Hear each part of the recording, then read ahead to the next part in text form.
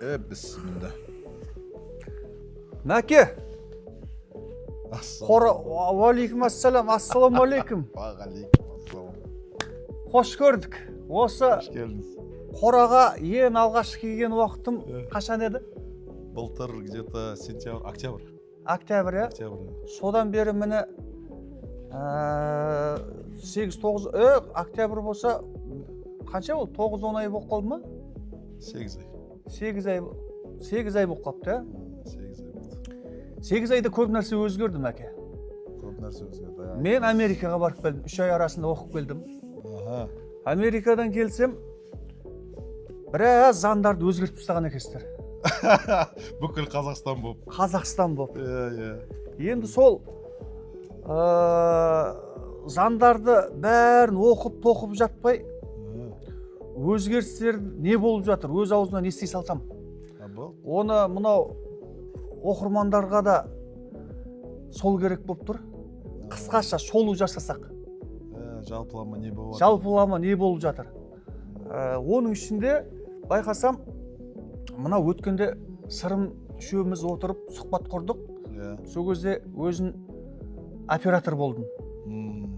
Алайда соавторствода өзінде тұрсын, рилстарда. Сырымда мен де үшеумізде тұрмыз. Енді осы рилстарды өзін жаңағы монтажын жасап, халыққа паш ететінде өзінсін, мені соавторствоға қойғалы тұрсын. Дұрыс қой? Бұның енді толық версиясы YouTube'да болады деп ойлаймын. YouTube'да болады, обязательно YouTube каналына қоямыз. Оны сіздер молодой гисаровод YouTube каналынан көрсеңіз болады. Немесе мақсат деп жазса болады. Және менкінде аша салармыз, мәдиес қара деп. Соавторство ой жүреді. Соавторство ой жүре салармыз да. Өйткені мен YouTube канал ашып көрген емеспін. Оны ашып көрсетіп жіберерсін. Енді мақсат бауырым, мынау шаруа қожалығына Алла берекесін берсін. Молодой гисаровод біраз халыққа танымал болып қалды. Керемет жұмыстар жасалып жатыр. Жалпы өзінің экспортқа шығарған тәжірибең бар ма? Бар. Тіріде шығарған кездерінде болды, етте де шығарған кездерім болды. Жақсы жақтарда болды, жаман жақтарда болды. Былай айтқанда үйрендік. Қой шығардың ба? Қойды етте шығардым. Жылқы шығардым. Енді жылқы тірідей кетті ме жоқ? Тірідей кетті, иә. Тіріде 200 бастай жылқы шығарып көрдім. Енді барлық нәрсе мәке біз үйрену үстіндеміз ғой. Мен есептен молодой гисаровод деген ол менің жасым молодой болғаннан емес, менің тірлігім молодой болғаннан кейін молодой гисаровод аккаунтын ашқанбыз. Сол себептен барлық нәрсені өз басымнан өткізіп, өз қолымен көргеннен кейін ғана мен елмен бөлісе бастаймын. Ол анау айтты, мынау айтты емес, көрдім, істедім, болдым. Как она есть. Содан кейін біз барлық нәрсені, болған нәрсені көрсетеміз да. Жақсы. Енді менде сұрақ. Қай мемлекетке? Өзбекстан. Экспорт жасалынды? Өзбекстан себебі әр мемлекетке өзінің біз бұл жақта экспортер болып тіркелуіміз тиіс. Осы мекеме тіркелу керек, о жақта да көрсетіліп тұру керек, реестрде тұру керек, Өзбекстан мемлекетінде. Біз мысалы Өзбекстанға тіркелген уақытта мен экспортер ретінде өзіміздің реестрге тіркелемін. Олардың реестріне де тіркелуіміз керек. Міне болашағы зор шаруа қожалығы экспортер Қазақстандікі деп тіркеледі.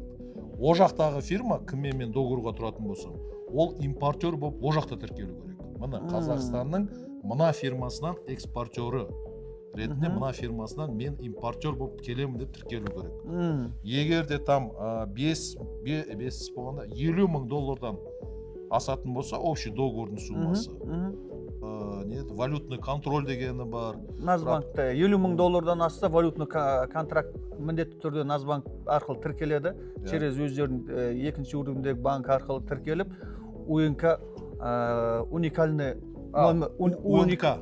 уникальный номер контракта деген беріледі. УНК аласыз, иә. УНК берілетін болып тұр ғой, дұрыс па? Болды, түсінікті. Енді мұны қазір біраз оқырмандар өткенде сырымменен түсірген кезде мынау сырымды айтуда бұл монополист,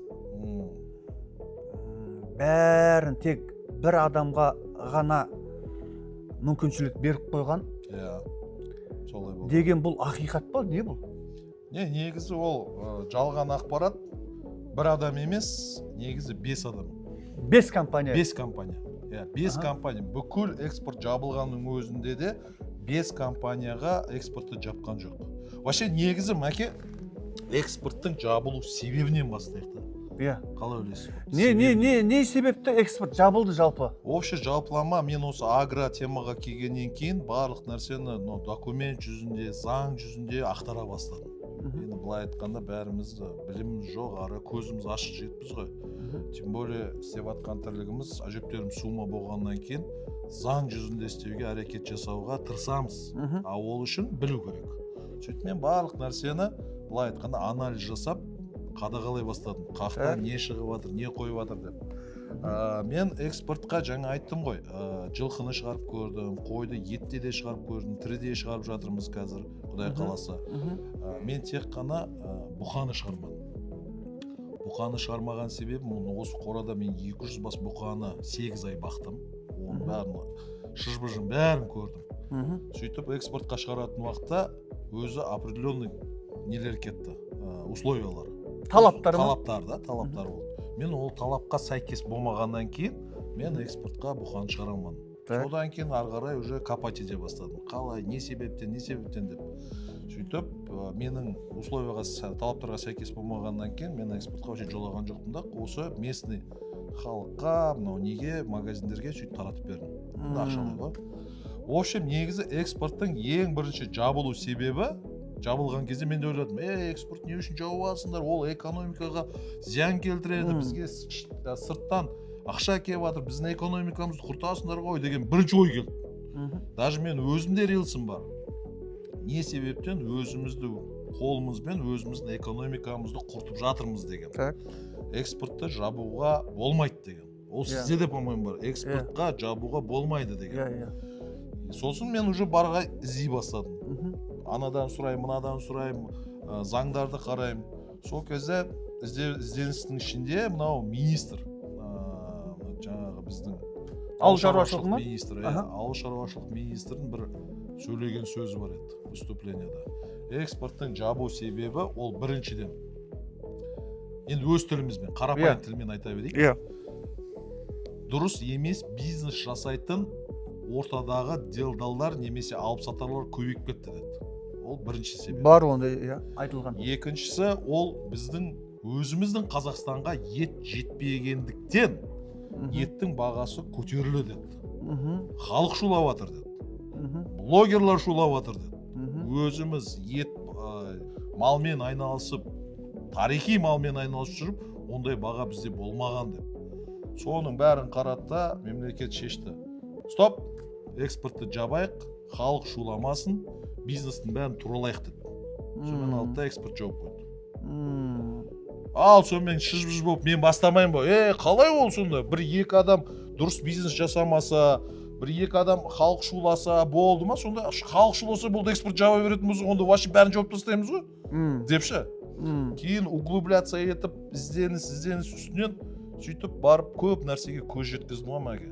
Сөйтіп қарадым да, уақытша экспорттың жапқаны дұрыс екен деп. Сондай шешімге келдім. Хотя ол экспорттың жабылғаны маған да зиян келтірді да. Мен де шығарамай қалдым. Жалпылама мысалы экспорт ашық болса, жаңағы 200 бас бұқа емес, сол 1000 бас бола ма, 5000 бас бола ма, әйтеуір жеткізетін бір жағдай болар еді ғой. Бірақ экспорт жабылғаннан кейін мен бұқаға жоламай қойдым. Болды, 200 басын саттым да, одан кейін алмай қойдым. О жерде де өзінің историясы көп қой. Көрдіңіз ба? Сол, енді қараңыз.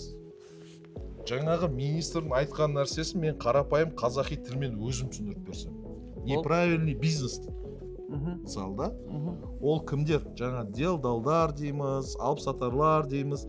Негізі любой бизнеста делдал мен алыпсатардың болғаны дұрыс. Негізі. Өйткені шаруа ол тек қана малды бағу, өсіру, тудырумен айналысу керек. Так. Ол барып документ жинап, елмен ел шаралап, ойбай де ол оның жұмысы емес. Ол үлкен бір гигант фирма болмасашы, қарапайым мысалы 100 бас, 50 бас ұстайтын адамға ол қиын нәрсе. Шетелге барып экспорт жасау. Оларға делдалға бере саған дұрыс. 100 бас, 50 бас өйтіп барамайды да ол. Барамайды ғой ол, ел аралап жүрмейді ғой. Енді осы жерде мысалы делдардың болған дұрыс. Бірақ біздің Қазақстанда барлығы деп айтпай ақ қояйық, определенное количество 50%-тен көп деп сөйлейді. Нақты білмеймін ғой қанша екен, бірақ точно 50%-тен көп алып сатарлармен делдалдар бите бастады. Халықтан ұрып жерден алады, шаруадан өзінің маржасын қосады да, экспортқа жіберерде бір печаты бар, крестьянское хозяйство деген или там СПК деген әйтеуір бір печаты бар да, мен экспортермын деп экспортқа малдың бәрін қуып атады. Енді сұрақ, қараңыз, бір күн мал ұстаған немесе бір апта мал ұстаған адам ол шаруа ма или бизнесмен ба? Бизнесмен ғой бұл.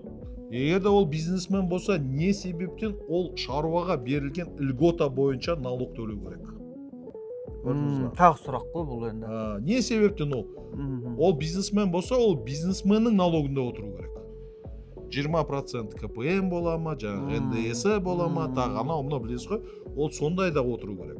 А олар жоқ, шаруадан арзан бағаға алады, айлап жылдап баққан и экспортқа льготамен жүреді. Жеңілдетілген шаруаларға арналған салық режимінде жібереді да, иә? Сондай режиммен жүреді.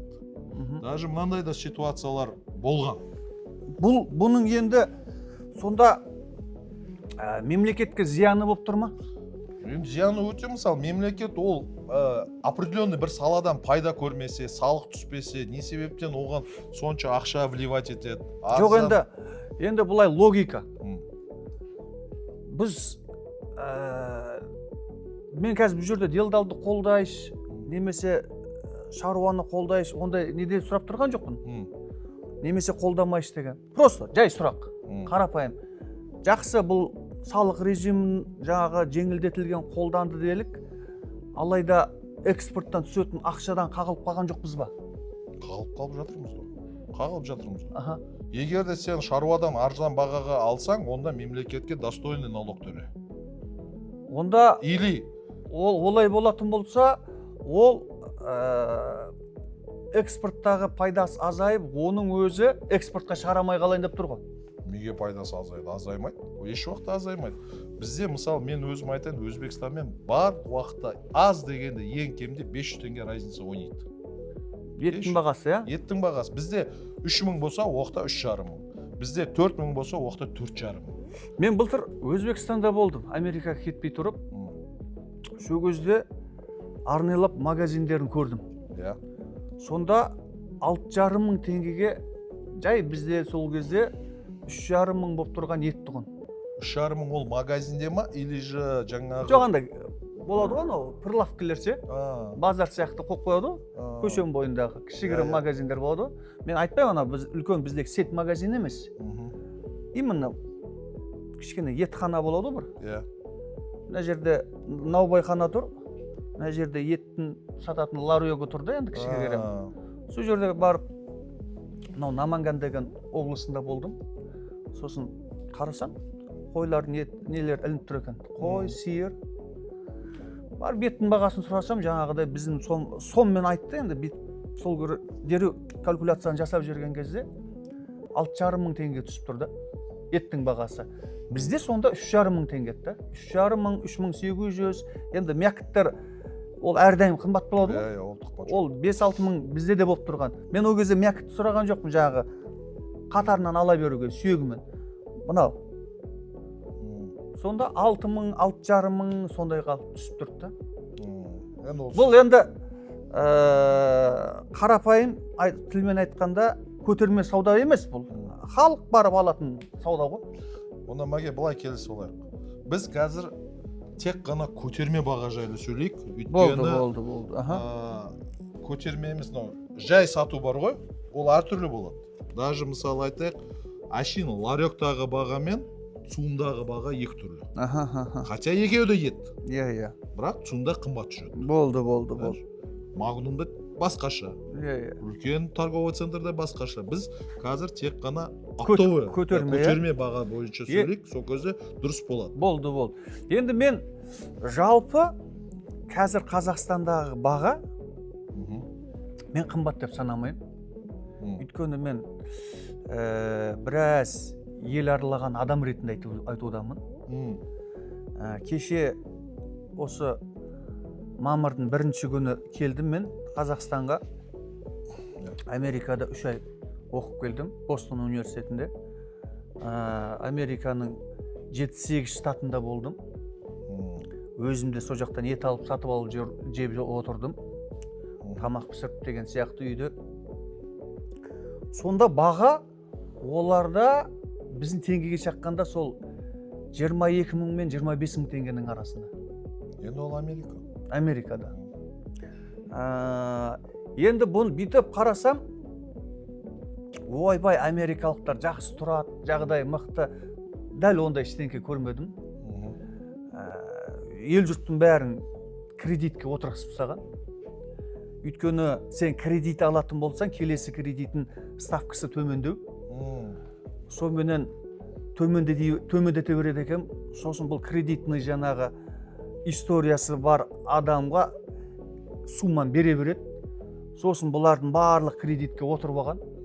90% халқы кредиттен мадақ болдым. Анадан сұраймын, менде кредит, анадан сұраймын, үйім кредит, астымдағы машина кредит. Сосын қарасақ, жалақысын мен сұрасам, табыстың 40%-ін, 40-45%-ін штаттарында әртүрлі заңды, бірақ төмені 40%-ын олар жаңағы салық ретінде беріп жүреді. Жаңағы әртүрлі. Подоходный налог, жаңағы социальный налог бәрі қосқан кезде жаңағы 40%-ын алып қояды екен де олардан. Бізден 30 алып қояды. Біз санаған бухгалтер ретінде. Иә. 40%-ын алып қояды екен. Яғни 100 мың теңге тапса, 40 мың теңгесі 12 емес, мемлекеттің. Енді кредиті тағы бар. Асып тасып, өмір сүріп, шалқып атқан американцты көрмедім. Қарапайым халық. Жай қарапайым халық, дәл өзімізде қандай елде кредитке отырған болса, олар да сол кредитте. Бәрінде әрқайсының басында үй бар деген, ол да өтірік әңгіме. Олардың бәрі арендада. Көпшілік арендада өмір сүріп жатқан. Атадан балаға арендасы өтіп кетіп жатқан, жаңағы кредиті ше. Сосын бізде Аллаға шүкір далада бомбуздардың лағып бомбуз болып, бүйтіп үйсіз күйсіз болып жүрген адам үлеуде біреу ғой, аз ғой. Бірақ ана жақта өте көп ол. Өте көп. Наркомандар жолда рухукте тұрғандай осылай еңкейіп тұрып 5 сағаттап тұра береді, ана синтетиканы қолданылған. О жақтары бар. Иә, жақсы жақтар өте көп. Табиғаты жалпы сен арқаннан ешкім андымайды, не бизнеске жағдай жасалу, оның бәр плюстары бар. Но сонымен қатар минустар да бар. Енді ол барлық жерде. Иә. Сол себепті біздегі қазір шаруалар айтпақшы да жағдай өте жақсы тұрады.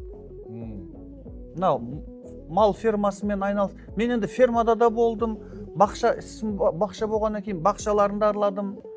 Жағдайлары жақсы, байқуатты. Міне осы тұрғыдан қарағанда біздің шаруалардың әлі жағдайы толық шешілмеген.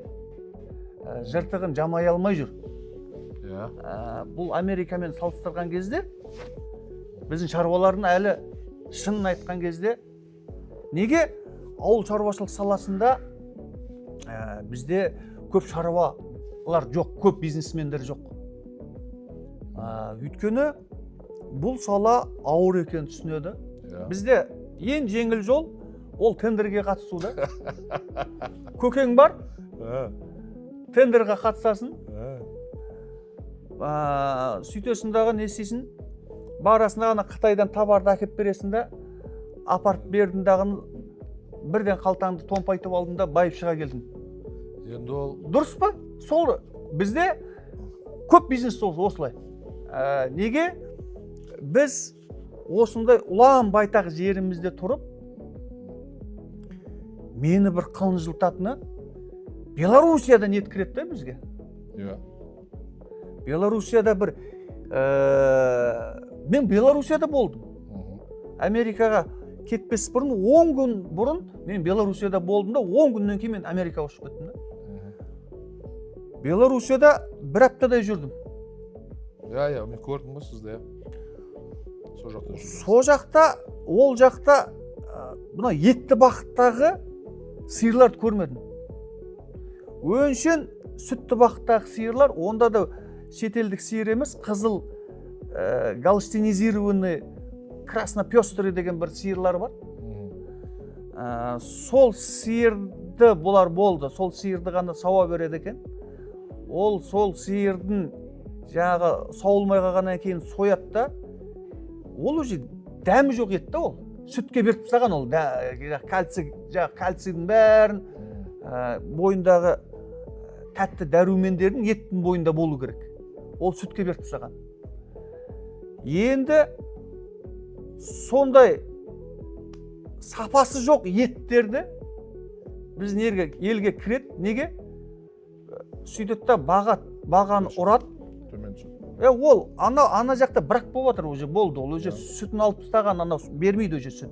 Сүт берсе де аз береді, ол ұстағаннан оны етке сата салған жақсы да. Ол негізінде көп мемлекеттерде ондай ет тек фарш болады, ол колбаса болады да негізше. Ол бізде етте болып сатылып жатыр да. Неге? Өйткені ол арзан. Ол бүкіл Африка мемлекеттерін сол белорустар қамтамасыз етіп жатыр да. Өздерін арзан, уже списанияға кеткен дейміз ғой, сол еттерді. Осы тұрғыда біз сапалы ет жегіміз келсе, біз мынау ет бақытында жұмыс жасап жатқан шаруаларды қолдауымыз қажет деп санаймын да. Осы орайда өйткені ол ет сапалы болады, шынайында. Енді сол себептен кейін ғой, мысалы даже мына тұрған Өзбекстанның өзінде қазақтың еті качество бойынша жоғары тұрады. Иә. Даже жаңа сіз айтып жатқан елден алып келген ет арзан болғанымен біздің етке сұраныс көп. Иә. Өйткені бізде ондай остатықтар кем-де-кем. Ол белорустар тек бізге тығып жатқан жоқ қой. Ол өзбекке де жіберіп жатыр. Ол қырғызға да жіберіп жатыр. Ол айналадағы барлығына. Неге? Өйткені баға тиын. 1000 теңгеден жібере салады ол мысал үшін. Бір жағынан ол да дұрыс шығар, Мәке, қалай ойлайсыз? Мен ойым. Өйткені рынокта адамға выбор бар. Сапасын қой берші, арзан болса болды деген адамға міне. Жоқ, маған сапалы ет керек дегенге міне. Маған премиум класста керек дегенге міне деп. Жоқ, дұрыс қой. Мен бірасты атын айтып түстемек қойын. Бірақ кейбір брендтер бар екен. Елдеше бұлай жасайды екен. Өзін брендіменен магазиндерде тұр. Бірақ оны нақты мен соны лаборатория тексерген адамдардың сөзін естідім. Олар жаңағы Белоруссиядан келген етті упаковка жасайды екен да, фарш қып тығып жібереді екен да, бірақ ол өзіміздің брендтен деп қымбат қып сатады екен да. Енді ол уже нет. Ол уже нет. Көрдіңіз ба? Бұл халықты алдау да бұл. Сен уже фаршта сен етті білмейсің да уже. Фаршта ол. Бұлай алдына келген еттің біліп қоясың оның сапасын. Жеп жүрген адам біліп қояды оны. Өйткені ол дәм болмайды. Фарш білмейсің да уже. Ол осы жерде тағы бір галочка қойып қояйық. Адамның жеке ниеті деп. Иә. Потому что біздің ендігі сұхбатымыз ары қарай осы ниетке қайта келе береміз. Иә. Енді осы орайда біз негізі еттің бағасын мен қымбат дегенге ешқандай келісе алмайды екенмін. Ешқандай келісе алмаймын. Біздің ет қымбат емес. Өйткені малды асырап көрсін қымбат деген адам. малдың азығын дайындап көрсін, техникалар сатып алсын, мал қораларды миллиардтарға салсын. О бейшара шаруа қашан ақтайды ол. Мысалда, ал енді қазір мынау НДС көтерілді, басқа қылды деді да, мынау препараттар сататын, шетелден жаңағы неше түрлі дәрумендер тек қана шөппенен нені бере білмейсің ғой. Анау аппетитін ашуға жаңағы минералдар бересің неше түрлі, дұрыс па? Оның бәрі шетелден келеді, өзімізде өңделмейді ол. Жоқ ондай. Енді олар бағасын көтеріп тастады. Дистоплеваның бағасы жылда көтеріледі, тағы бар. Ал ет 3 жыл бұрын қанша еді, сол күй тұра береді да бізде. Оның бәрін қоя берші. Мен сүт өндіруші адам ретінде қатты ренжитінім, мына сүттің бағасы, мына судан арзан ғой. Суды ане жерден құя саласын. Мына судың рекламасын жасамақ қойын, аты жөнін көрсетіп. Қанша 400 теңге, 500 теңге тұрады мынау, 1 литр 500 теңге тұрады. Сүтті сен 300 теңгеден сатасың да. Ол бар. 300 теңгеден сатасың. Кейбір региондарда осы Чимкент жақтарда маған жазады, 200 теңгеден сатамыз дейді. Мынау сүт қой, мынау су.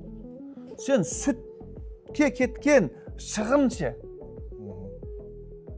Ана байқұс силос береді, сенаж береді, жем береді. Мен қазір ана халыққа қазір жылап атқан сияқты болып қалмайын. Бірақ ақиқат сондай да. Сонда мынау халықта сұрамай ма? Мынау су шығарып атқандарға. Сен анерден қара су құйып атсың ғой мынаған ашин. 30 теңге, 50 теңге тұратын баклашкаға тегін суды құйдың да, просто светке кеткен расходың бар.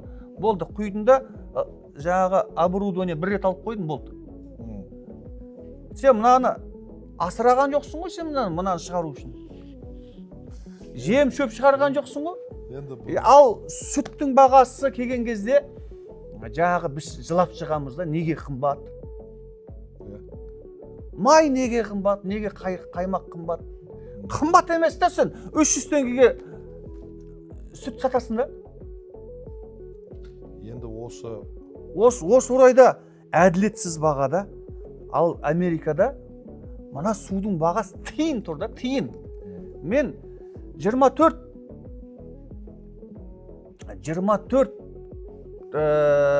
штук жарты литрлік суды, әрқайсысы жарты литр қанша?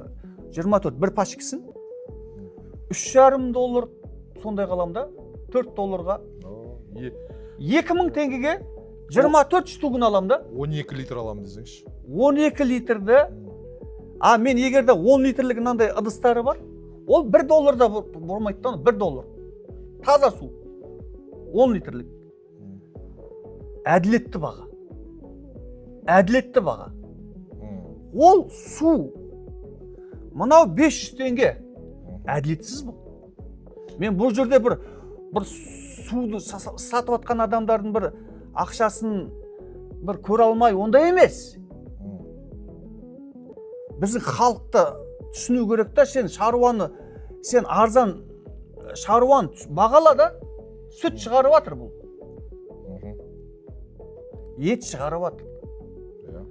Сен сол жерге келген кезде дауысын шығып, суға келген кезде дауысын шықпай жатса, бұл әділетсіздік қой бұл. Мен сізге кішкене противоречие айта аламын. Біздің әңгімеміз дебатта болуы мүмкін бұл жайда. Мысалы, сіз қазір суға неге су қымбат деп жатсыз? Су қымбат болмас еді, егер де суға сұраныс болмаса. Сұраныс болғаннан кейін ол қымбаттай береді. Амай мен 500 теңгеге десеңіз, ол су арзандайды. Өзінің пределына жеткенше себестоимостьна сәл-ақ қосылады. Жоқ, мынау 500 теңге, мынау әділетті баға ма? Сұраныс болып жатса, бұл 1000 теңге де болуы мүмкін. Сұраныс болса, значит 500 теңгеге сұраныс бар да, егер де 500 теңгеге сатып. Көрдіңіз ба?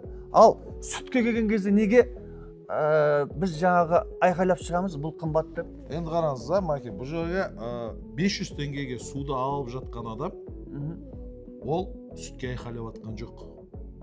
Сүтке айқайлап жатқан 500 теңгелік суды аламайтын адам айқайлауы мүмкін да бұл жерде.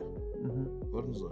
Так что бұл жерде адамдардың несіне де, доходына да қараған жөн. Мен мысалы қазір бұл жерде халықты да қолдайтын жерім бар. Жоқ, мен дұрыс. Мен бұл жерде халықтікі дұрыс емес деп жатқан жоқпын. Жоқ, мен түсіндім сіздің айтып жатқаныңыз, иә.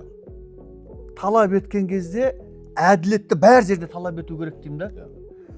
Суға да талап ету керек. Бензинге де талап ету. Бензинге де талап ету керек. Жаңағы алдына келіп жатқан препарат сатып атқан бәрін арзандатыңдар. Дәрі-дәрмек сатылуда. Бәленбай, былтырғы мысал үшін анальгиннің бағасын қараңыз да, биыл қараңыз. Бәр жерде әділеттік сұрау керек та. Неге мынау қымбат, неге анау қымбат деп та. Осы. Біз ет пен сүтке келген кезде әділеттілікті талап етіп қаламыз да. Сен талап ет барлық жерде. Мен соны айтып отырмын. Оның шешімін. Мен сол айтып отырмын. Мынау қанша тұрады? Мынау реклама жасамақ қойын шіркін. Мына сусын қызылды түсініп тұр ғой не екен? Қанша тұр мынау? Сіз алдыңыз.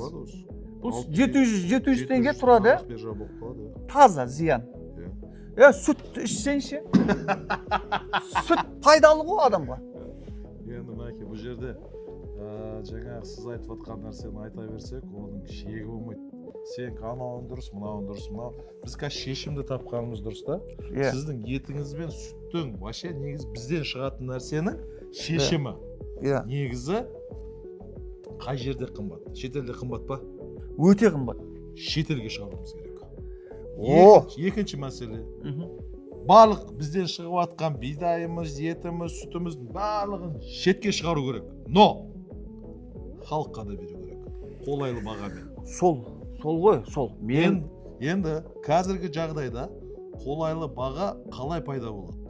Егер де барлық экспортқа шығаратын адамдар бір жерге топтасып жиналып келіссек. Қазақ осы жерде келісе ала ма? Бірін шұқылап қалғанбыз ғой. Біз бір-біріміздің аяғымыз тартуды үйреніп қалған халықпыз ғой. Оказывается, мысалы мынандай болады ғой, қайғың ортақ болса, тірлігің бір болады екен. Жоқ, мен бұл не үшін айтып отырмын?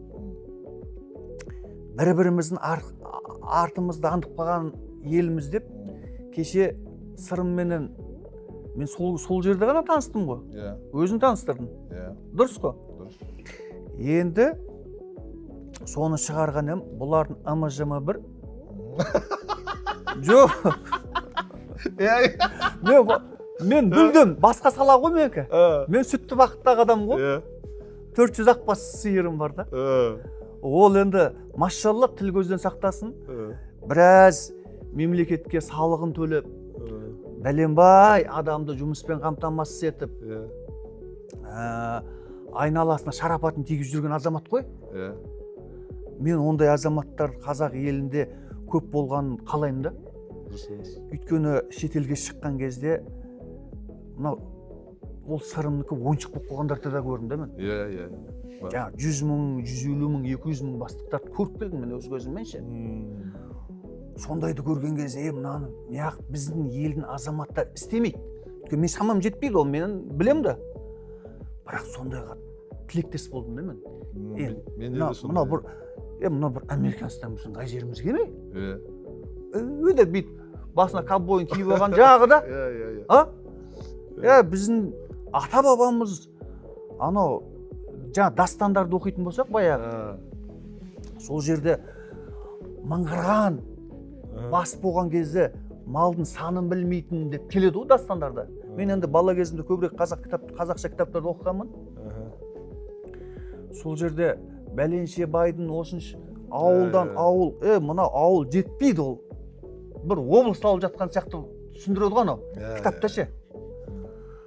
Соны шеті көрінді деп, сол шеті көрінгеннен 3 күннен кейін жаңағын ауылына барады ғой. Мысалы да, сондай бай болғанбыз да. Бірақ сол кеңес заманы келді да, бізгерге бір құлдық сана еңісіп беріп кетті ғой. бәрі тең деген нәрсе келді ғой. Ә. Бәріміз теңбіз. Ол кезіндегі ол бай ауылын асырап, сол жерде жетім жесірі болмас үшін деп біреу жаңағы жесір болып қалса, оны екіншісіне атастырып, бай сұрақтың бәрін шешіп отқан ғой. Енді қазір баяғы кеңес заманынан қалып қалған қалдықтар ғой енді. Біздің түсінігімізше қалдық. Сен байысан, сен жаман адамсың ғой. Сен байы ма? Байысың ба? Оңбағансың сен. Болды. Неге? Бай адам оңбағанда. Өйткені кеңес заманы соны бізге түсіндірді. Бай бұл буржуй. Феодал. Феодал. Бұл спекулянт. Айтты ма? Айтты. Мынау жаңағы жай қарапайым адамның құқығы жоғары. Анау адам емес деді. Сөйтіп қаншама алдап сулап, жағы мыңғырған миллиондаған малымызды алып кетіп болды өздеріне. Бәріне үлестіріп береміз деп. Үлестіріп береміз деп таста берген жоқ. Сөйтті да, сол алданып қалған қарапайым халықтың өзі ақырында ол да ашық қалды да. Өйткені кезінде мынадан зекет түсіп тұратын, әйтеуір көмек түсіп тұратын еді. Ол жоқ болып қалды.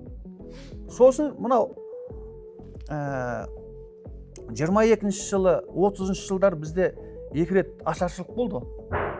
Сол ашаршылық болған кезде мынау Сарыарқаның даласы, Қарағанды жақ, мынау орталық Қазақстан бар ғой қазіргі. Ақмола облысы, бәрі Сарыарқа дейміз ғой. Сол Сарыарқада қыстың күні, күздің күні қойдың жүнін қырыққан ғой.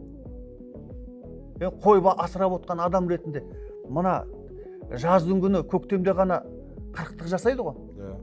Қыста ол өз жаңағы жүніменен кету керек қой. Қырылған ғой мал. Қыстың күні суыққа шыдамайды ғой. Ол табиғи оның қорғаны еді ғой, жылуы. Жылуын алып тастағаннан кейін болды, қырылды мал. Сонымен 6 миллионнан қанша? 2 миллион қалдық па? Оның Қытайға кеткені бар, Иран асып кеткені бар, Ауған асып кеткен, Өзбек асып кеткені бар. Сонымен бар жоғы бір 2 миллиондай қалдық. Осы күнде біз 100 миллионнан асатын халық едік та. Сол уақытта, міне, өзбек ағайындар, біз 6 миллион болып тұрған кезде статистика көрсетеді, 2 миллионнан сәл асар аспас еді дейді. Қазір 37-38 миллионда, 40 миллион деп те айтып жатыр.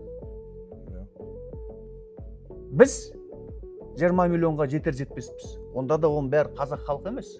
135 ұлтпенен да. Көрдіңіз ба?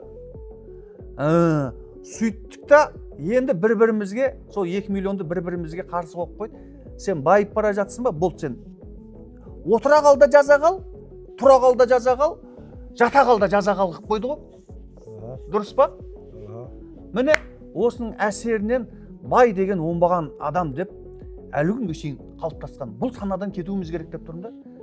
Менің ойым, әрбір адам бай болуға лайықты. Оның егер Алла тағала тағдырына жазса, байлықты ол болады.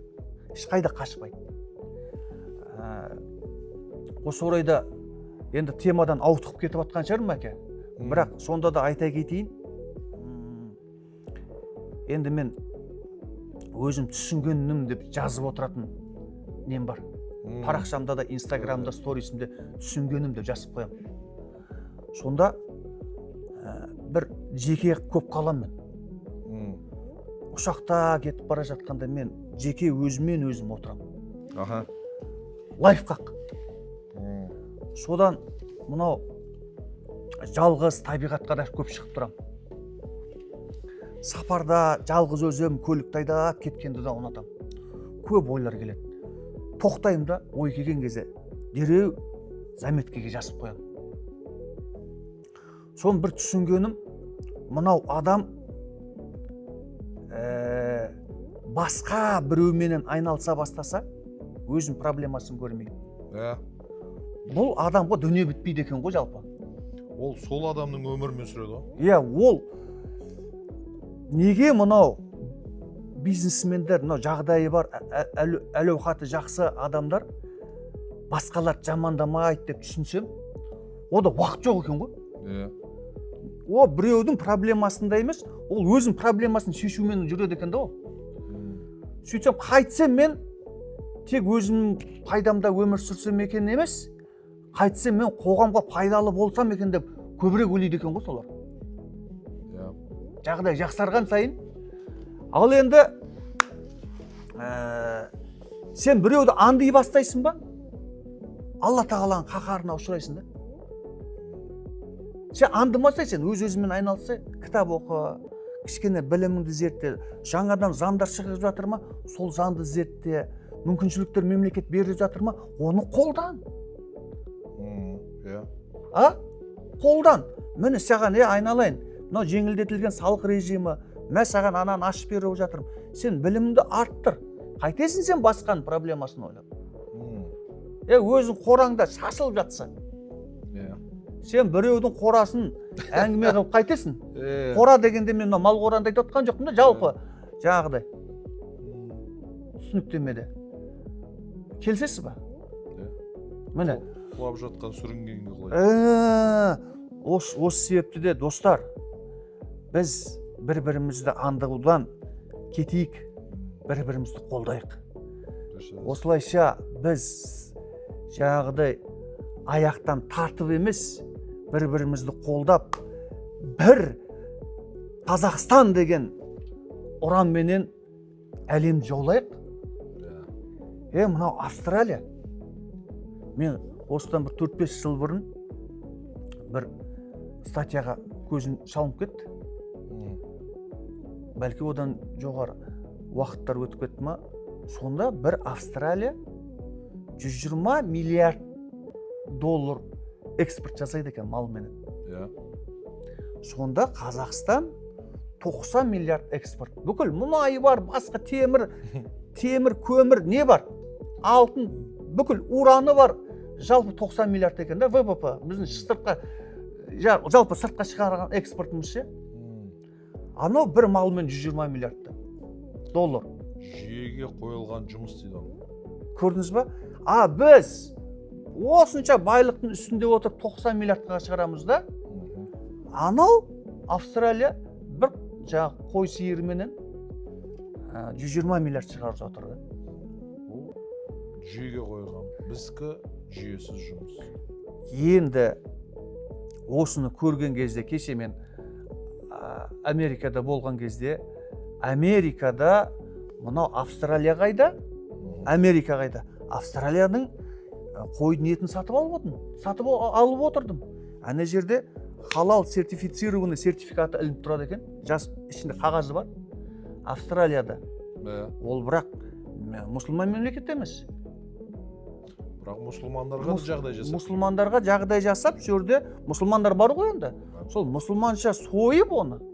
Солайша жаңағы сертификатын қойып, беделді организацияда жаңағы беріп отқандар. Соның печатыменен Америкада тұрды. Екеуінің арасын қарасаңызшы. Біз де шығара аламыз да, былай қарсы Америкаға. Дұрыс қой, мысалы, бізге кім жоқ деп жатыр? Сол үшін ғой жаңа жүйелі жұмыс жасап, бір-бірімізге көмектесіп, бір-бірімізді алға сүйреуіміз керек. Енді біз мына кішкентай ғана қасымызда тұрған көршілерімізді қамтамасыз ете алмай отырмыз да. Өзбекстан, Тәжікстан, мысалы да, кішкентай ғана мемлекеттер ғой бұл. Мен Американы айтпақ қойын деймін да. И осы жерде проблема шығып жатыр ғой. Не бұның шешімі қалай бұл? Не істейміз? Істейміз. Қазір көп нәрселер істеліп жатыр. Мен именно осы агросалада жүргеннен кейін, қазір мысалы мемлекет тарапынан жақсы бағдарламалар беріп жатыр. Мемлекет тарапынан арзан, жеңілдетілген несиелер беріп жатыр. Солардың бәрін жүйеге қойып, барлық норматив талаптардың бәрін орындап алуға тырысу керек. Бермейді деген бір бөлек, ол отдельный әңгіме. алудың өз проблема деген. енді осы орайда менде нақты сұрақ бар. Аха. Мен 3-4 рилс түсірдім өткенде. Бірге түсірдік. Өзін оператор болдым. Сырым екеуміз сұхбат құрдық. Сол жерде астына енді ойбой. енді тілім бармайтын сөздер жазған да. Мен осы себепті де жаңа бір-біріміздің аяқтан шалғанды қояйық деп жатқаным сол да. Сондай азаматтар жаны ашып экспорт, мен өйткені ол азаматтың айтқан сөздерін естіген кезде мен кәдімгідей рахаттандым бар ғой. Осындай жанашыр азаматтар бар екен ғой деп та. Кәдімгідей рахаттанып бір қуанып қалдым да. Анау тақырыбы маған қатты ұнады оның. Біз экспортерлар міндет алайық, 15-20% елге міндетті түрде тапсыруға еттін да. Қалғанын экспортқа сата берейік те. Анандай ірі шаруашылықтар ол қазір басқаларды да қосып жатыр ғой. Аккредитациядан өтті, ала бер деп жатыр. Сонда көпті талапты көрген жоқпын аккредитацияда. Солар содан бері қанша 2-3 апта болды ма сөйлескенімізге? Содан бері уже 10 шақты экспортердің тізімі кіріп қойған, мен естудем, өзінің аузынан жана естідім. Мен өзім осы аккредитация кезінде мен олармен жүрдім ғой. Именно осы Түркістан қаласына, Түркістан облысына келер кезде мен сол мал өсірушілер одағына хабарласып, сол директор Дәуренге хабарластым, Сырымның өзіне де хабарластым. Мен айттым, ақыр мен осы агросаладағы теманы қозғағаннан кейін мен сіздермен бірге болайыншы деп. Болғанда енді былай пайдам да болмайды, зиям да болмайды. Бірақ как она есть, қарап жүрейін, айтып жүрейін, түсіріп жүрейін дедім. Болды, тығатын ештеңкеміз жоқ, жүре бер дедім. Өзім машинамен жүрдім, өзім бензин құйдым, өз обедім өзімде, ешкімге нем жоқ. Зиянкершілігім жоқ. Ешкім маған ақша төлемейді. Просто маған қызық болды. Шынымен осы егерде бизнес өз міндетін қолына алса, келе ма, келмей ма деп жүрдік. Бойняға да бардық, жаңағы мясокомбинатқа да бардық, аткорм базаларға да бардық. Кім талапқа сай келеді, галочканы просто қойып кете берді. Так, автопоилка бар ма? Бар. Дисбарьері бар ма? Бар. Өзі талапта болу керек нәрселер ғана. Ол лишний нәрсе жоқ о жерде. Осы жерде нақтылап кетейік. Қандай талапқа? Жаңағы ветслужбаның бордақалан алатын кезде жаңағы учетный номер беретін талап па? Тура сол талап. Жаңа мемлекеттің қойылған талабы бар ғой. Учетный номер алуың керексің. Жаңа сырты қорш алу керек деген сол ғой. Қорш алу керек, жаңа автопоилкасы болу керек, дисбарьері болу керек, малды ұстап тұратын расколы болу керек, анау укол салатын. Анау қасында 2-3 метр жерде үй болмау керек деген сияқты. Сондай. Мынау мысалы ақырда тұратын болса, ақырдың қасында бір 3 метр ауылдан бір 150 метр алыстау болу керек, сондай ғой. Сол учетный номер алар кезде қандай талап болады? Одан артық талап о жерде болған емес. Мүмкін болады деп айтайын десем, тек қана чип қана бар еді, бірақ ол чип ол болу керек нәрсе. Жаңа сырғалану деген нәрсе ше. Ол да талаптың ішінде бар. Лишний ештеңе сұралмаған жоқ. Енді осы жерде жаңағы халықтың біраз жаңағы наразылық ойларын көрдім. Жаңа монополия болып алған деген сияқты. Бірақ Сырым айтты, жаңа 28 компанияға аткорм площадка аккредитациядан өтті. Және қателеспесем 18 мясокомбинат аккредитациядан өтті деді. Осыларға қазір мемлекет экспортер ретінде тіркеуге алып жатыр деді. Енді қараңыз, мен оның 26 ма 28 ба енді оның бәрі списокте бар ғой. Мен сізге былай айтайын, мен өзім жеке барған, солармен бірге болған, мысалы мясокомбинат, Экомит қызы деген мынау Сайрам ауданындағы мясокомбинат бар. Аккредитацияны көрсетті, бүгінгі таңға вот бір 3 күн бұрын ба 4 күн бұрын хабарластым. Жігіттер, аккредитациядан өттіңдер ма деп, өттік деді.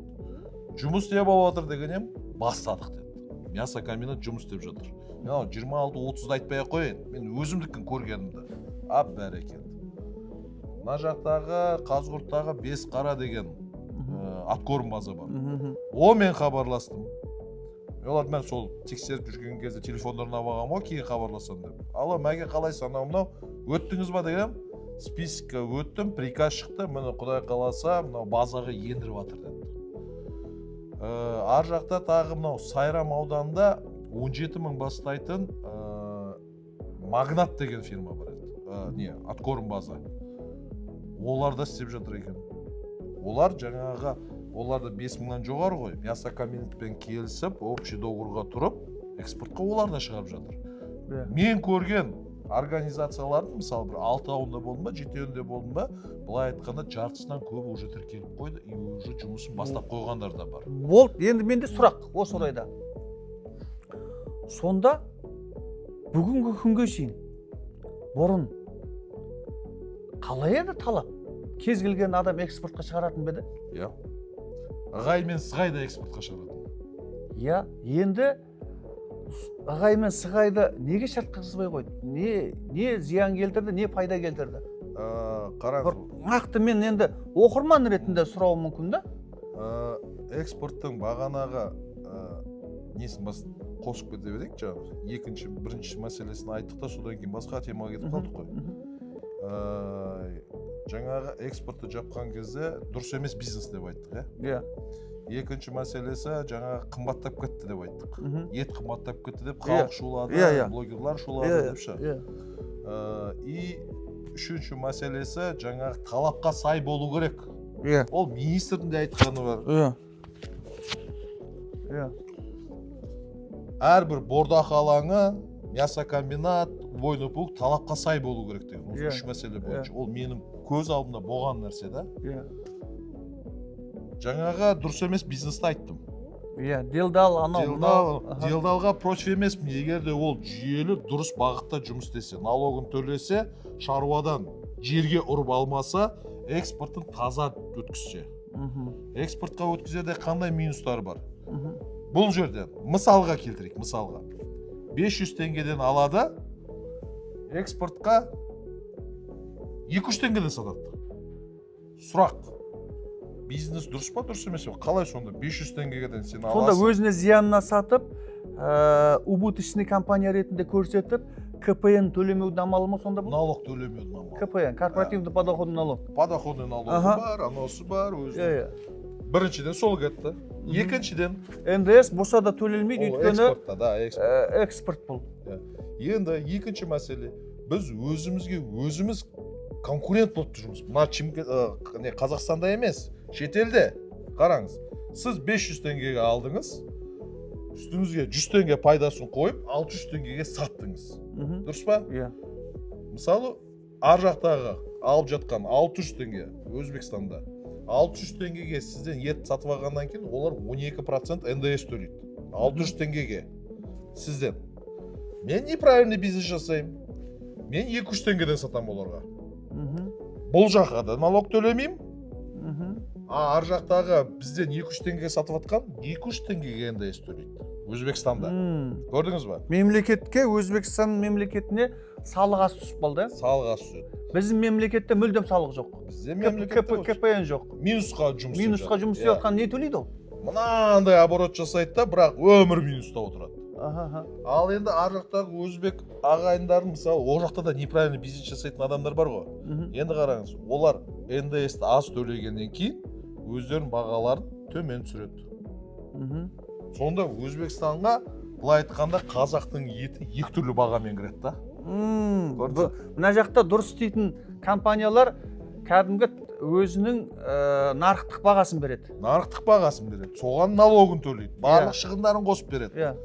Сөйтіп, ана жақта отырған бизнесмендер былай бастайды. Қазақстаннан кім арзан алып келеді, содан аламыз дейді. Көрдіңіз ба? Сонда қалай болды? Біз мына жақта жұмыс істейміз нормально, ар жақта конкурентпіз. Бізге не керегі бар? Өзімізге салық түсірмейтін, анақа бар, өзіміз конкурент болатын. Не керегі бар ондай фирманың? Көрдіңіз ба? Неправильный бизнес деп жатқаным сол. Көрдіңіз ба? Содан кейін жаңағы ар жақта сатып алған адам 12% НДС-ін 2-3 теңгеге төлеп. Ол алады да өздерінің ағайындарына арзан бағадан сатады, бірақ оның бәрін алам жүреді. Ол уже фирмаға сатамайды. Оның бәрін алам жүреді. Немесе басқа одан ары қарай Ауғанстан бар ма, Тәжікстан бар ма? Реэкспорт жасап жүру ме? Реэкспорт істеп жүру мүмкін. Қош. Енді дұрыс қойсыз. Арзан баға, даже мысалы қараңыздар, сол 600 теңгенің НДСі, например, 72 теңге. Біздің теңгемен санайтын болсақ 12%, да? 600 теңгенің 10% 60 теңге, 2 теңге 72 теңге. 200 теңгенің НДСі 3 теңге. Солай ма?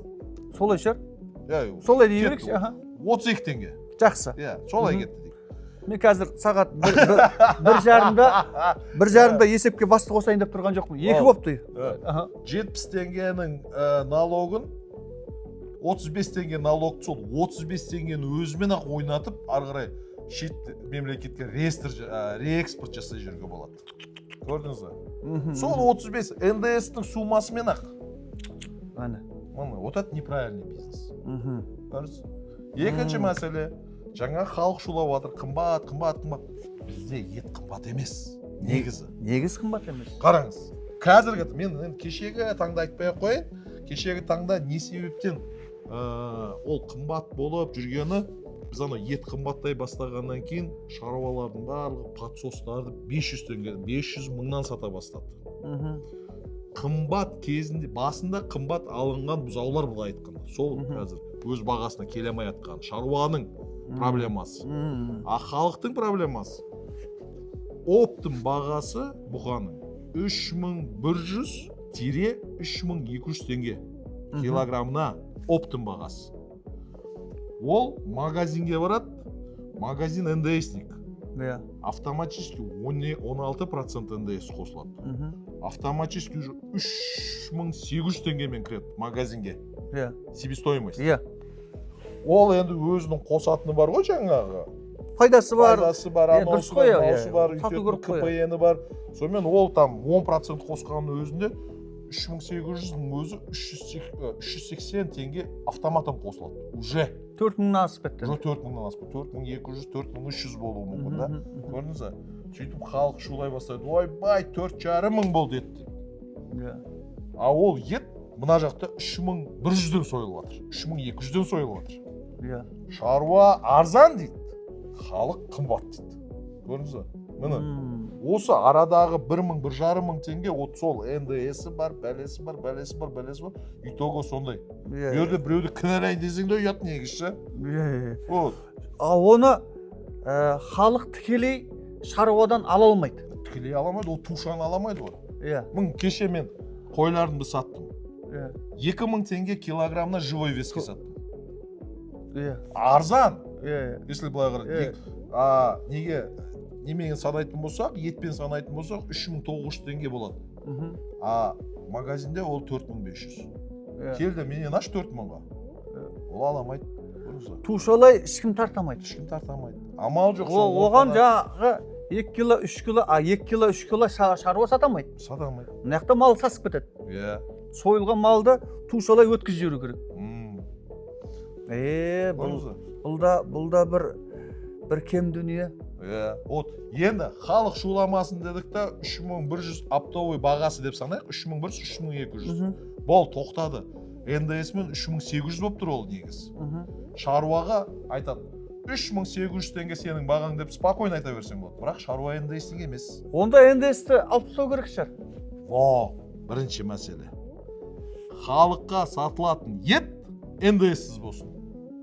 Халықты шулатпау керек қой енді. Дұрыс па? енді бұл мемлекетке сәл ғана намек да былай айтқанда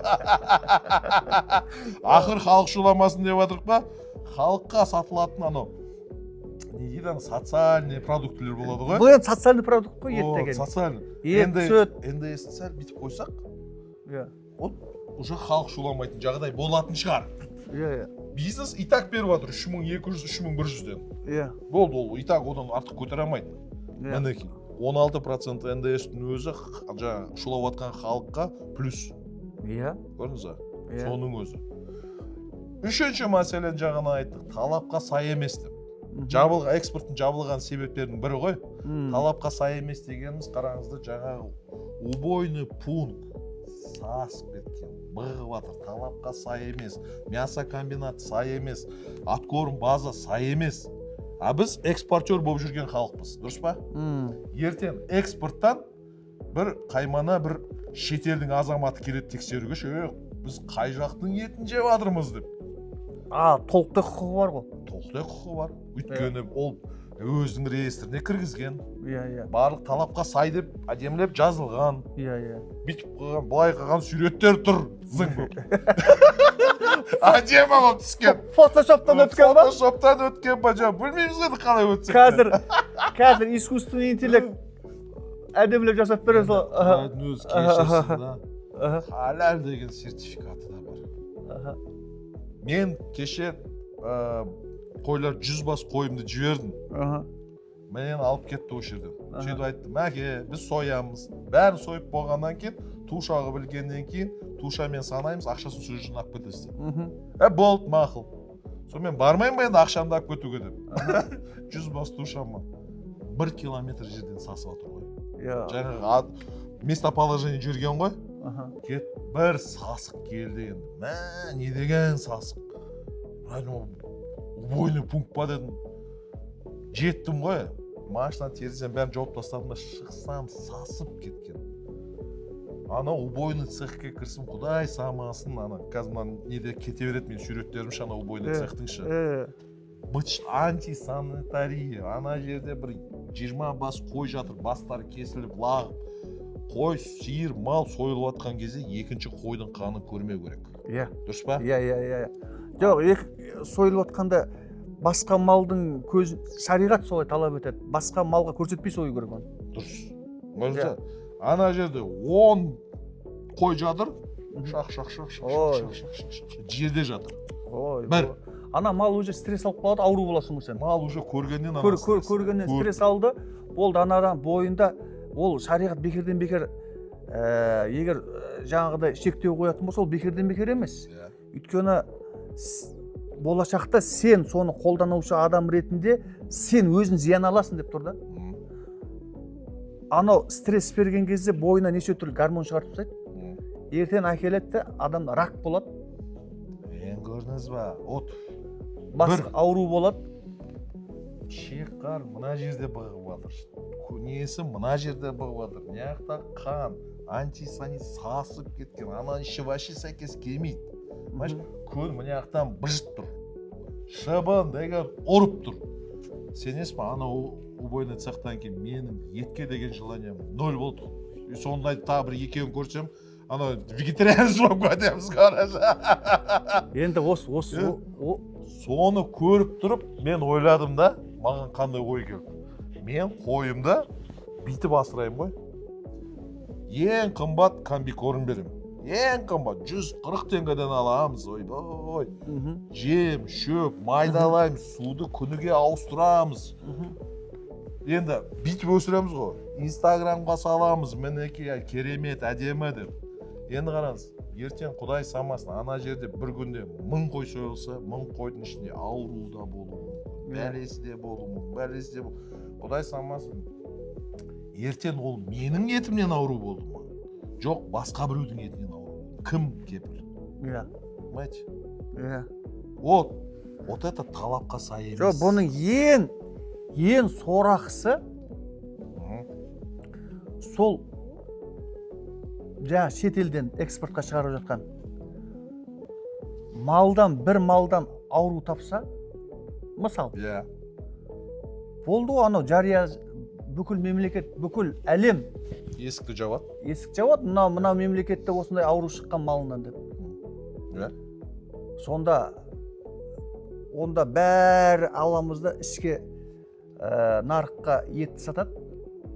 Өйткені оны күніге мал асырай алмайды. Иә. А ішкі нарықта бар жоқ 20 миллион адамбыз. Сен оны 10%-ын да жей алмайсың малдың тұрғанша. 10%-ын жей алмайсың. Сөйтесің да, кім күніге 10 кило, 20-30 кило бір күнде бір адам ет жей ала ма? 30 кило жесең де мына қолымыздағы бар етті жей алмайсың да, күніге берсең де жей. Мысалда қолымызда әлхамдулилля сонда ет бар да бізде. Мал бар да. Демек, бәрін ішке сататын болсан, сосын жағы анау текке асырағанша алады да соя береді, соймаса да далаға жібереді, жабайла болмаса да енді не істейді енді ол? Енді одан кейін анау малдың бәрін арам өлгеннен кейін онда елімізде бұл шаруамен айналысатын адам қалмайды. Сосын бәрін жағы импортқа тәуелді болып қаласың. Енді жаңағы тиынға сатып жатқан Беларусьтың енді алады дағыны бағасын көтереді. Мысалы, жағы болмайтын сапасы жоқ етінше, сүтін соғып тастаған етінше. Сосын не істейсің? Жаңағы тілемшіленіп маған ет сатшы деп басқа мемлекетке. Ол саған талабын қояды. Мемлекет қазаққа айтады. Мен саған ет сатам, бірақ сен маған мынаны істеп берсең деп талап қояды да. Бұл енді импортқа тәуелділік, бұл продовольственный безопасность деген нәрсе бар да. Енді біз азық-түлік қауіпсіздігімізді сақтай алмай қаламыз да. Біз тәуелсізбіз деп айта алмай қаламыз да. Біреуге еттен, азық-түліктен тәуелді болып қалғаннан кейін сен енді тәуелсіз деген жағынағы әшейін Конституциядағы атын ғана қалмаса, фактически азық-түліктен тәуелді болып қалсан нең қалды сен? Вот сол себептен ғой, мәке осы жерде айтып кететін нәрсе, экспорт жабылған кезде тек қана монополия деген өсек шықты ғой. Вот осы жайлы мен сізге айтып кетсем, ортасында жүргеннен кейін. Экспорт негізі жабылған жоқ. Өзінің условиялары болды. Ең үлкен. Міне, былтыр августте ашылу керек еді. Ол ашылмады. Қымбат ет болып кетті дегеннен әңгіме шыққаннан кейін. Как раз сол кезде мен өзім бұқамен жүргем. Алай дүлей болып. Сонымен ашылмағаннан кейін мен қойдым. Негізі экспорт официально былай жабылды дегеннің өзінде 5 компания экспорт ашық тұрды. Соның ішінде жаңа сырымқы де бар. Онымен бөлек тағы 4-еу бар. Не себептен ашық тұрды? Оларда объем үлкен. Біреуінде 30 мың, біреуінде 50 мың, біреуінде 40 мың, біреуінде 20 мың. Енді қараңыз, егерде олар экспортқа шығарамай қалса, олар не істейді? Бұқаның ең көп ұстайтын уақыты ол 8 ай. Болды, одан артық ұстаудың қажеті жоқ, ол артқа қарай кетеді. Енді өзіңіз ойлашы, мысалы Түркістан облысында 50 мың бұқа Түркістанға келсе. Жей алмайсың ғой оны. 50 мың бұқадан бөлек. Бұлай, айнала, сіз көрші шықсау дей ме? Қарабұлаққа. Қарабұлақ мен көршім, Бір үйде қанша ұстайды кішкентай жерде? 5 соттықта 50 бұқа ұстайды ғой. 50 бұқа. Ондайдың нешеуі бар? Мыңнан. Жетеді. Мыңнан асады, 20-30, білмеймін енді, 10 мың бар ау. Жай ұстайтын. Қарабұлақта ма? Қарабұлақты 100 мыңға жетіп қалады. Енді соларда жағы 5 соттық жерде қанша ұстап отыр? 50 басқа ше ұстайды. 50 басқа ұстайтын бір кем дегенде бір 5 мыңы болса жетеді ма? Чимкентінде. Чимкент біздің ол регион Қазақстанның әжептәурім жерін, Өзбекстан әжептәурім жерін, басқа шет мемлекеттің әжептәурім жерін асырап отырған. Жоқ, енді мен жаңағыдай ірі компанияларды санамағанның өзінде мен осылардың өзі қамтамасыз етіп тастайды да. Ал енді ірі компания іске қосылған кезде мыналар отырады ғой. Конечно отырады. Например, өзің ойлашы, ірі компания бір 30 мың бұқасы дайын дейік та. Уже дайын болды, ол сатпаса болмайды. Әр бұқа бір айда өзінің шегіне жеткеннен кейін сатылмаса немесе сойылмасашы, ол әр ай сайын 20 килограмм артқа тастайды. 20 килограмм тастағаны бар, бір ай еще қарағаның бар. Ірі компания не істейді? Алады да себестоимостьпен сатады, немесе себестоимостьтен төмен сатады. Мына жақтан да былай зиян кеткенше, Былай зиян кеткенше да миды аштым. Мысалы, себестоимость 3000 болса, 2800-ден сатуды бастайды.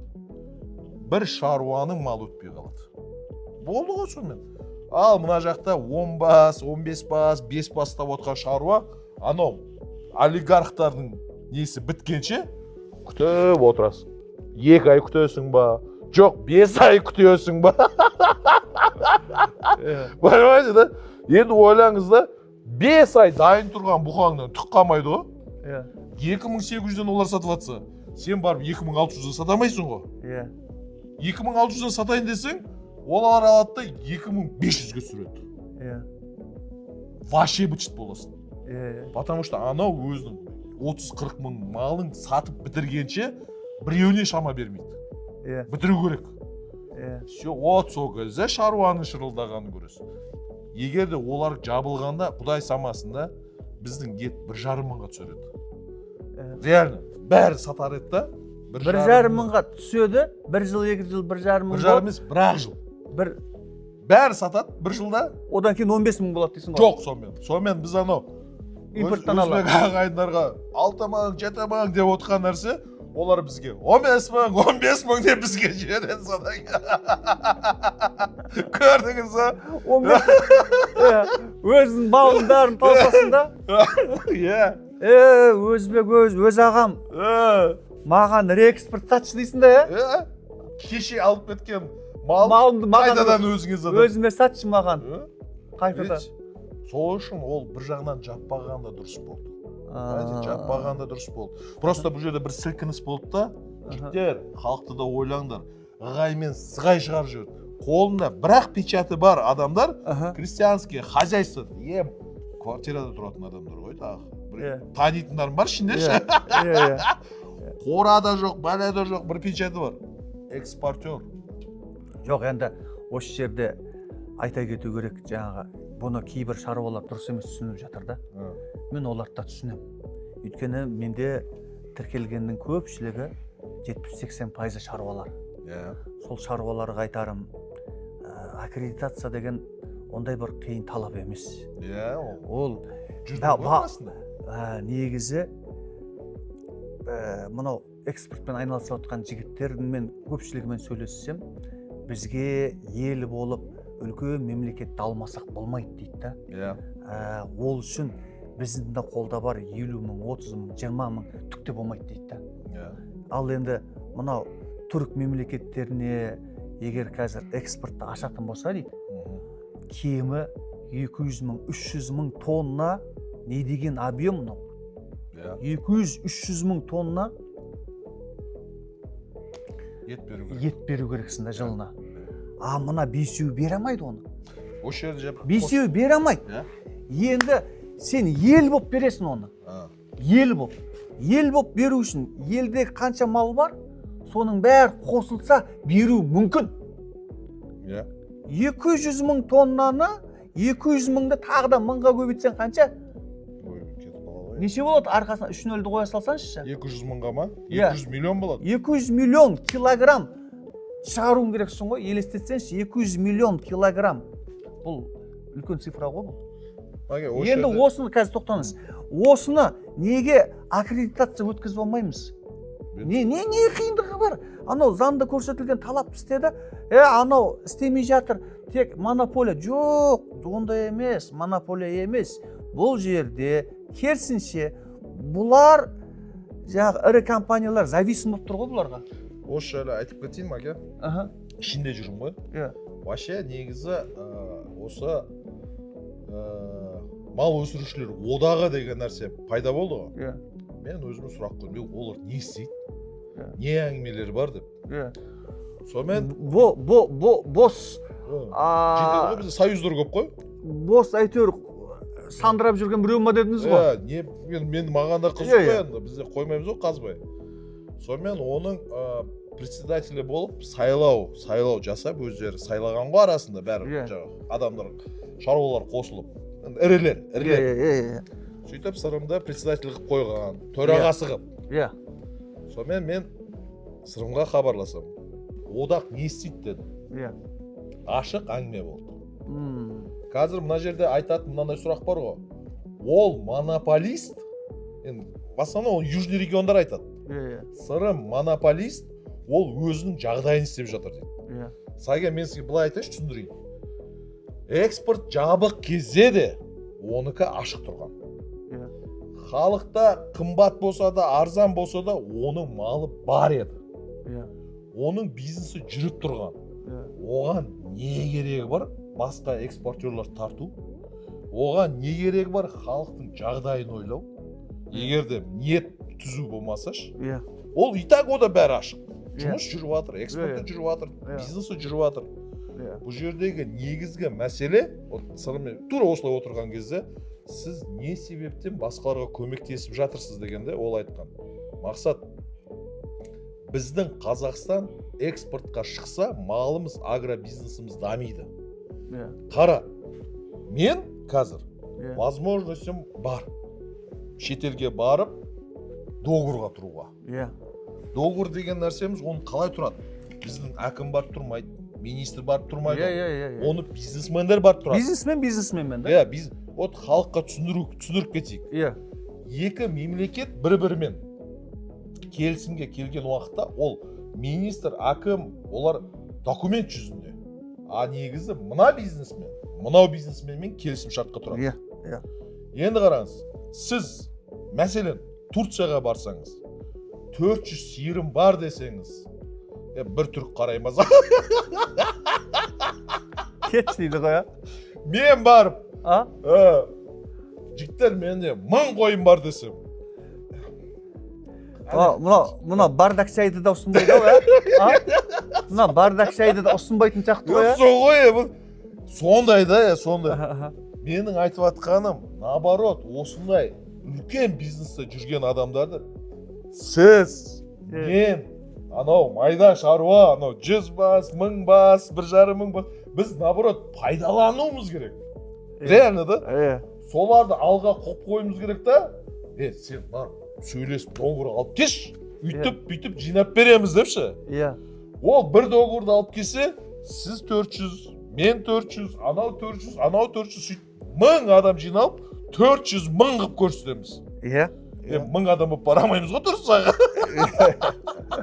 согласись біз наоборот пайдалануымыз керек та сондай адамдаршы сен договорды әпер сол договорды көрсетсін сол бағадан ақ төлеп берсін дейсіз ғой мысалы да ол былай болады да мысалы қалай осы механизм олар ойлап тұр ғой қазір жаңағы енді осы жаңағы монополист деп айтып жатқан осы Түркістан облысының азаматтары болып тұр ғой көбінше басқа облысқа оның ешқандай келіп кетер пайдасы да зияны да жоқ та танымайтын да шығар танымайды да ғой мысалы үшін енді осы орайда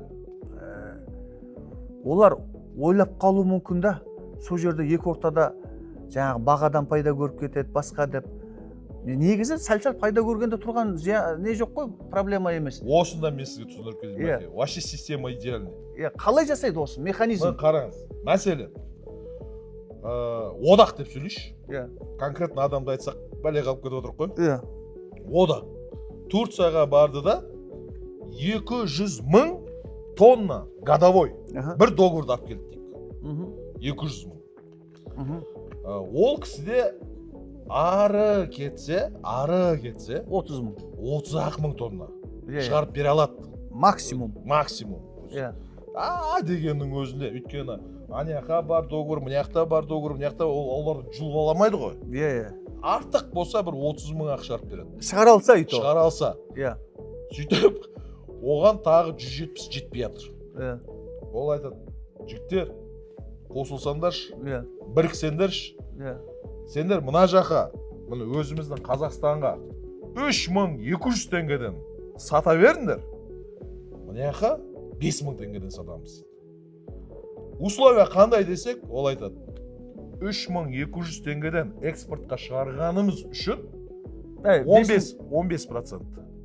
Жоқ, 5000 теңгеден шығарғанымыз үшін ба? Жоқ, 5000 теңгеден экспортқа шығарғанымыз үшін 3200 теңгеден 15%-ын берейік. Елге. 3200 теңгеден 15%. Қалған 85%-ты 5000-нан сатамыз десе ар жаққа.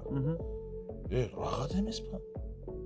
Рахаттан 85%-ын сәл артық сөз болса қолдана қоясың ғой өзің. Енді біз қазақпыз ғой, сәсі қанымызда бар ғой, біреудікі санап қоятыншы, саған қандай пайда депші. Ол спокойно доғыр беріп атқан түрікке мен саған 200 мың тоннаңды берем деп айта алады. Өзіңкін 30 мың тоннасын сатады. Қалған 170-ті біз бәріміз жиналдық қой, там 500 адам жиналдық па, 1000 адам жиналдық па, арамызда біреуді сайлаймыз. Сен бізден 4900 теңгеден алды, 100 теңге сенің жүгіргенің, ары бері движение жасағаның, сенің бонусың деп бере салайық та миды ашытпай. Зор ғой. Зор ғой. 4900 теңгеден вот бір Иван бола ма, жоқ Хасен бола ма, жоқ Марат бола ма, әйтеуір біреуге біз білеміз, ол сол 100 теңгесі үшін движение жасайды. Доғырымыз қолымызда ғой. Мәш, тура енді мен айтып атқан, мен айтам да, Сырым бола ма, Мақсат бола ма, Мәди бола ма, жоқ Үсен қайғы біреу бола ма, какая нам разница, 100 теңгесін берейік та, зато 5000 доғырда отырмыз ғой. Мені Ол да жоқ еді ғой. Ол да жоқ еді. Сенің қараңыз да маған. Менің малымда өткізіп атса, маған доғырды беріп жатса, менің ақшама отвечать етіп атса, мен ақшам түседі. 10 күннен кейін түсе ма, жоқ, бір айдан кейін түсе ма, определенный уақыты бар ғой. Под реализация дегені. По крайней мере, мен енді түрік ағайынның біреуді іздеп жүрмеймін да. Мен білем, Хасан отвечает болды. Мен ақшам түседі. Сол кезде мен 1000 қой ұстамаймын. Мәке, мен өткізетін жерім болғаннан кейін мініп жүрген джип сатам. 10 мың қылас. Үйімнің, лишний тұрған үйімнің жерін сатам. Әйел мойнында тағып жүрген алтынын сатам. Сөйтіп 1000 емес, мен 10 000 қой ұстаймын. Анау жер бос тұрған жерлердің бәрін арендаға алам, сатып алам, үйтем. Потому что менің өткізетін жерім бар. 15% халық үшін де бет жүрем да, зато 85% мысалы түріктерге кетіп атады. Әдемі ғой. 1000 емес, 10 000 бастаймын. Әдемі ғой. Сіз автоматически 400 емес 4000 қылас, 4000 емес 40 000 қылас. Понимаете да? Өткізетін жеріміз бар. Понимаете? Вот сондай да, бәріміз қорықпай кредитті де аламыз, қорықпай бірге аламыз, қорықпай сіз біздесіп кететін жағдайда. Бізде өткізетін жер керек. Біз мынау ең жаман әдет мәгеді соседіңмен бәсекелес болған. Болмаса бір ауылдаспен бәсекелес. Не қыласың деймін да, соседпен ана бәріміз қосылайық та ушол басқа мемлекетпен глобально бәсекелес болмаймыз ба? Вот мен сол үшін айтатын, сырымды пайдаланайық та. Енді осы әңгімемен келген кезде енді өзіңіз ойлаңыз, масштабты. Еттің темасы осындай болып жатыр. 15% халыққа, 85% экспортқа. Тура солай басқа да темалар басталады. Жаңағы сіздің айтып отқан сүтіңіз. 15%, 200 теңгеденіз ба? Бере сашы 200 теңгемен сол халыққа. Зато 85%-ті шетелге 1000 теңгеден сатайық. Жоқ, біз әдемі. Бидай, көкөніс, алма, біз анау халық деп шулайтын нәрсенің бәрін сондай қылып қояйық. И әр нәрседе өзінің одағы болсын сондай. А одақ ол мемлекеттің ақшасымен емес, одақ бизнесмендердің қосылған. Оған мемлекет диктовать етпейді, мемлекет ақша төлемейді, оған кредит бермейді. Ол просто бизнесмендер бір-бірімен келісті да одақ құрды. Некоммерческий. Ортаға жарнасақ қойды. Енді жаңағы одақтың мысалы ең қызық жері, мысалы мен ашық әңгіме қоян бізде. Мен айттым, сәке, сізден маған не пайда деген сұраққа өзім жауап берейші дедім. Ол қарады, сіз маған айлық төлемейсіз. Сіз маған ақша бермейсіз. Сіз маған там үлкен авторитет қылмайсыз. Но сіз арқылы мен ертеңгі күнімді ойлап отырмын. Мен 10 мың бас қой ұстауға дайындаламын. Өйткені сіз маған договор әпересіз. Экспортқа шығатын. Бір. Екіншісі, сіз маған анау мемлекеттен бөлініп атқан жеңілдетілген кредит бар ғой. Соған доступ бересіз. Қалай? Мен өзі кредит алған емеспін, субсидия алған емеспін, ондай нәрсем жоқ. Мен әлі білмеймін оны қалай алатынын. Жетпей жатырмын оған. Енді одақ болғаннан кейін ол одақ шаруаның несін қорғайды ғой, мүддесін. Менде бәрі идеальный болса, міне қорам бар, залогым бар, оборотым бар, бәрі зың. Бірақ кредит аламай жатырмын. Мен документтің бәрін аламын да, одақтың мүшесі боламын ғой енді. Жігіттер, юристтер болады. Міне документім, мен кредит аламай жатырмын. Облыстан әпересіңдер ме? Жоқ, Астанадан әпересіңдер ме? Маған ақша керек. Оқта юристтер отыр. Документтің бәрін көреді, зың ба зың. Облысқа звондайды, мынау мақсатқа не үшін бермедсің? Олар мыңқ-мыңқ деуі де мүмкін, демеуі де мүмкін. Деп жатса, Астанада отыр ғой бәрі. Аны бермей жатырмын, бәрі зың деп. Астана уже жоқ дей алмайды. Өйткені о жерде бір мақсат емес, о жерде целый одақ. 1000 шаруа болуы мүмкін, 2000 шаруа болуы мүмкін. Айтып көрсінші там. Үйт жібер, бүйт жібер, дастархан жай жібер, қалайдасың? Одаққа. Это сила. Көрдіңіз ба? Осы жерде бір стоп боламыз ау. Давай. Әдем өтті.